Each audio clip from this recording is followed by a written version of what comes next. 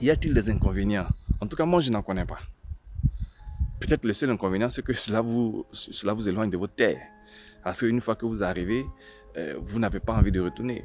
90-95% des gens qui viennent aux États-Unis avec la carte verte, ils résident et ne songent même pas à y retourner. Même quand ils songent à retourner dans leur pays, c'est rare qu'ils réussissent à le faire à cause de l'attachement qu'ils commencent à avoir pour le pays.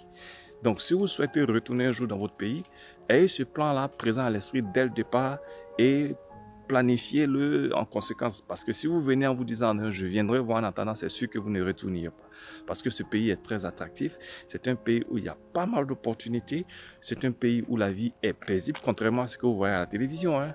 C'est un peu comme l'Afrique qui est toujours dépeinte au travers des guerres. Mais est-ce que c'est constamment que vous faites les guerres? Vous voyez, mais chaque fois que l'Occident parlait de l'Afrique, c'était quand il y avait des guerres. Donc, dans l'esprit du petit occidental, l'Afrique c'est la guerre, l'Afrique c'est la jungle, l'Afrique c'est les animaux. En vérité, vous qui y vivez, c'est pas le cas. C'est la même chose.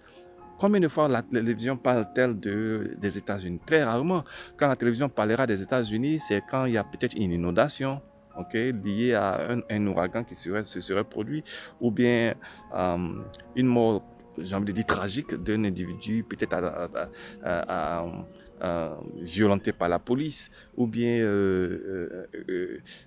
une tuerie massive. Et là, toutes les télévisions étrangères parlent des États-Unis.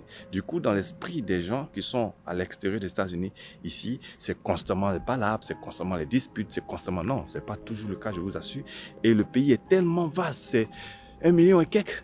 Je sais pas, 2 ou 3 millions, j'ai oublié franchement, très sincèrement, parce que je me suis jamais vraiment intéressé à cela, de kilomètres carrés pour à peine 330 millions d'habitants. Il y a de l'espace. Il y a de l'espace dans les États-Unis. Il y a de l'espace dans les différents États. Et bien sûr, tout dépend de l'État dans lequel vous avez décidé de vivre. Mais toujours est-il que je vous encourage dès maintenant à vous inscrire